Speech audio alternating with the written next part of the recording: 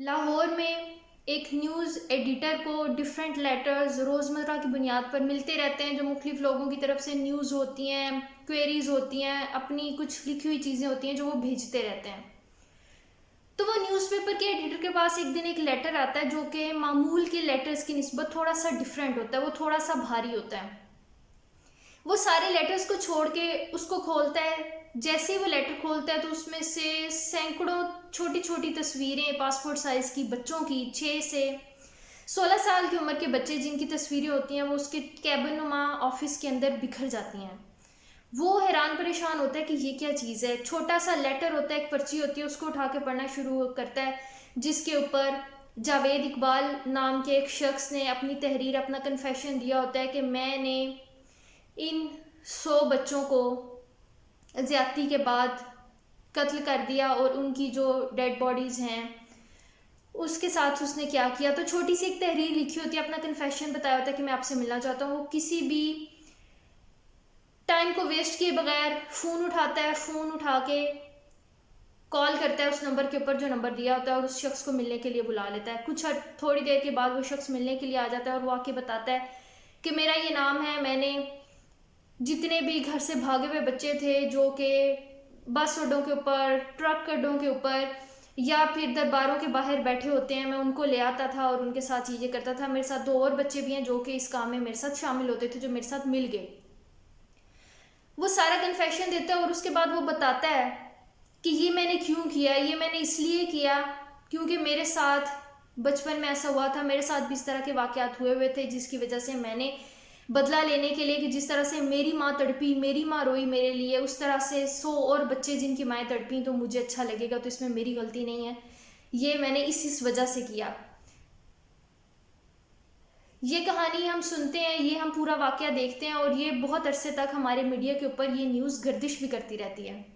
बाद में वो जो मर्डर होता है वो पुलिस कस्टडी के दौरान में खबर आती है कि उसने खुदकुशी कर ली, सुसाइड कर लिया। तो ये एक खबर थी जो गर्दिश में थी, जो हमने सुनी। इसके बाद हमने बचपन में एक कहानी पढ़ी हुई है, सारे तकरीबन ये कहानी सुन के ही बड़े हुए हैं कि एक माँ और एक बेटा था, जो कि बेटा चोर था। वो जैसे जैसे बड़ा होता गया उसकी वारदातें बढ़ती गई, उसने मुख्तलिफ लोगों से चोरी करना शुरू की, चोरियां करता था और एक दिन ऐसा हुआ पुलिस ने उसको पकड़ लिया। जब पुलिस ने उसको पकड़ा तो जब उसको सज़ा मिली तो उसे एहसास हुआ कि वो इतने सालों से क्या करता रहा। उसने कहा कि मेरी ख्वाहिश है कि मैं अपनी माँ से मुलाकात करूँ, माँ मिलने के लिए आती है। वो उससे कोई सवाल करती है, वो कहता है कि अपना कान करीब लाओ, मेरी जेल के मेरे करीब लेके आओ, मैं इसके अंदर आपको बताता हूँ कि कौन सी चीज़ कहाँ पे पड़ी हुई है और क्या है क्या नहीं। उसकी माँ कान करीब लेके आती है तो वो अपने दांतों से अपनी माँ का कान चबा देता है। वो कहता है कि मेरे ये जुर्म करने की वजह मेरी माँ है, इस गलती की वजह मेरी माँ है कि जब मैंने बचपन से ये करना शुरू किया तो इसने मुझे रोका टोका नहीं, इसने पूछा नहीं कितने पैसे कहाँ से आ रहे हैं, और ये मेरे साथ बराबर की शरीक रही मेरे इस जुर्म में। एक ये कहानी है जो हम सुनते हुए बड़े हुए हैं। दोनों कहानियों में आप देख लें कि गलतियों की वजह खुद को नहीं बताया जा रहा, सोसाइटी को, अपने घर वालों को या किसी भी शख्स को बताया जा रहा है।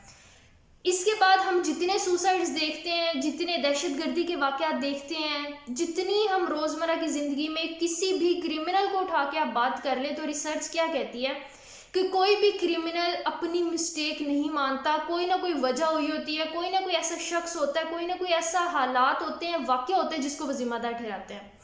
तो क्रिमिनल कभी भी इस चीज़ को ऑन नहीं करता, ये नहीं कहता कि गलती की वजह वो है, वो दूसरों को उस गलती की वजह बताते हैं। जब भी आप किसी को क्रिटिसाइज करने लगते हो तो उसका जो होता है ना वो डिफेंसिव मोड ऑन हो जाता है। ये हमने उन केसेस की बात की है जिन्होंने मिस्टेक्स की हैं, जिनको हम क्रिटिसाइज कर सकते हैं शायद एक पॉइंट के ऊपर, लेकिन वो ऑन नहीं करते आपकी इस क्रिटिसिज्म को, उनको अपनी गलती लगती ही नहीं है।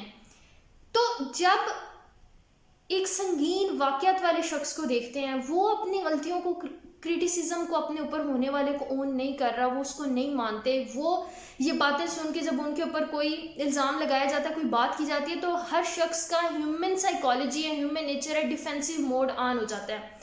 या तो हम उसको डिनाई कर देते हैं इनकार कर देते हैं कि हमने ये काम नहीं किया। मुख्तलिफ वाक़यात में हमें मिलता है, लोग डिनाई कर देते हैं कि नहीं जी मैंने चोरी नहीं की। चोर को पकड़ोगे वो कहेगा नहीं जी मैंने चोरी नहीं की। दूसरा हम किसी और के ऊपर डाल देते हैं, प्रोजेक्ट कर देते हैं कि हमने नहीं किया, ये जो गलती हुई है शायद हमारे हाथों से हुई, लेकिन वजह उसके पीछे कोई और है, वजह उसके पीछे सोसाइटी है, वजह उसके पीछे हालात हैं, कोई भी चीज़ है।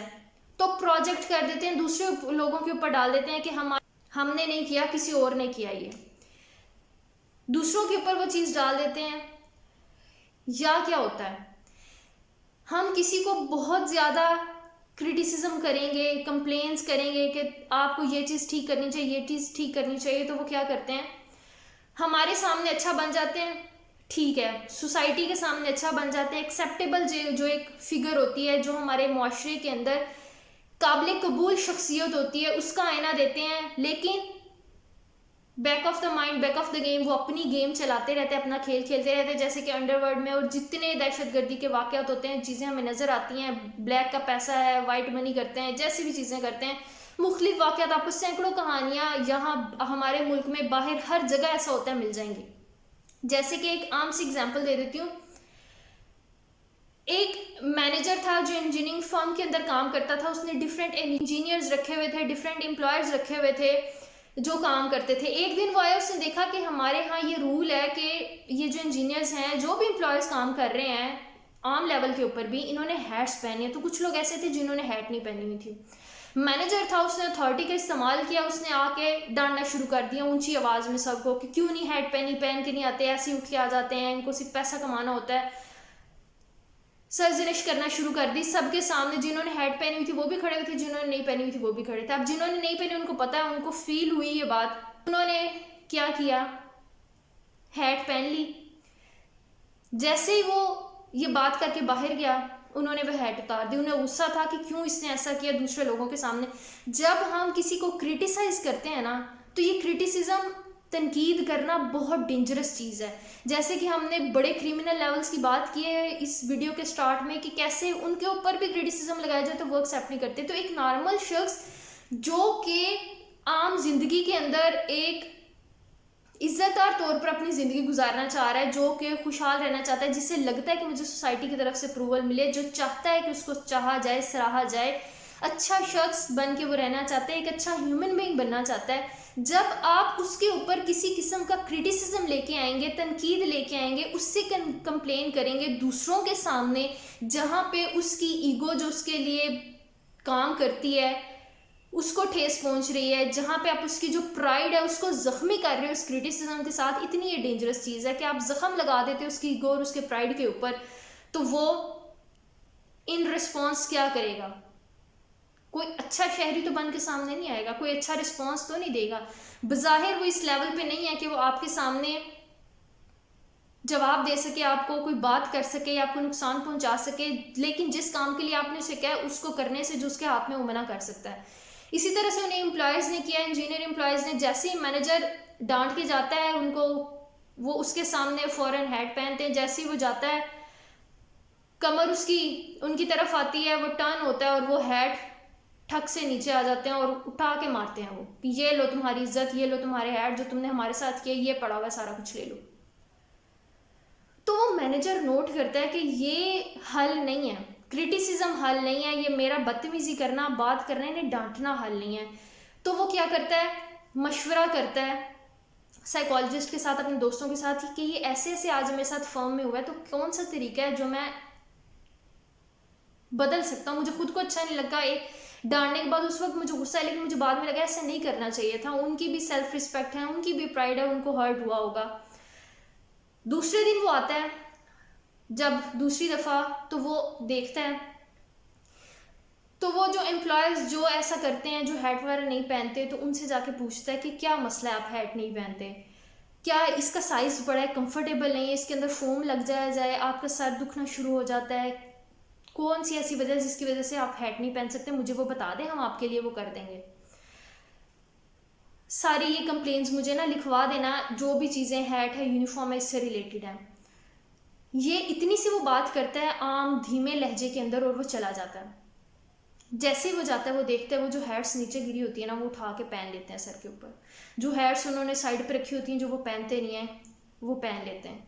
और वो दिन है, आज का दिन है, उसको कभी ये कंप्लेन नहीं मिली कि उसके किसी एम्प्लॉयर ने हैट नहीं पहना या उसके जो भी रूल्स थे उनको फॉलो नहीं किया। डिफरेंस सामने है। तनकीद करना, बोलना, किसी को उनकी मिस्टेक्स गिनवाना, किसी को ये कहना कि आप गलत हैं, गलत है, गलत है, मसाइल का हल बिल्कुल नहीं है। ऐसा करने से अगला डिफेंसिव मोड में आ जाता है। जैसे पहले बात किया तो वो या तो इनकार कर देंगे, किसी और के ऊपर डाल देंगे, डिफरेंट है, अपने आप को प्रोटेक्ट करने की कोशिश करेंगे। हमारा अल्टीमेट गोल क्या है? हमने अपना सर्वाइवल हमें चाहिए, हमने अपने आप को प्रोटेक्ट करना है। तो वो जिसको जो तरीका सही लगता है वैसा वो करते हैं। तो सबसे पहला तरीका है लोगों को हैंडल करने का, स्टॉप क्रिटिसाइजिंग। किसी भी लेवल के ऊपर आप बैठे हुए हैं, छोटा सा किसी के साथ आप कम्युनिकेट कर रहे हैं, हम बात कर रहे होते हैं ना, हम क्रिटिसाइज करते हैं लोगों को। हमें लगता है, हम बातों बातों में बोल देते हैं कि जिस तरह से तुम खा रहे हो ना, चम्मच में से आवाज़ आ रही है, मुझे अच्छा नहीं लगता, कैसे कपड़े पहने हुए हैं, कैसे बैठे हुए हो, कैसे बोलते हो, कैसे पढ़ते हो, तुम जैसे पढ़ते हो वैसा नहीं पढ़ना चाहिए, इससे तो तरक्की नहीं हो सकती, इससे ये नहीं होता, वो नहीं हो सकता। जो लोग क्रिटिसाइज करते हैं ना, कभी वो अपने फ्रेंड सर्कल को देखें, उनका फ्रेंड सर्कल कभी भी क्वालिटेटिव नहीं होता, क्वालिटी नहीं होती उनकी फ्रेंड सर्कल। उनका फ्रेंड सर्कल बहुत छोटा होता जाता है, लोग मुतनफ़र होते जाते हैं, लोगों के अंदर हेटेड की फीलिंग आपकी तरफ आती जाती है कि ये शख्स ने तो हमेशा तनकीद ही करनी है, कंप्लेन ही करनी है।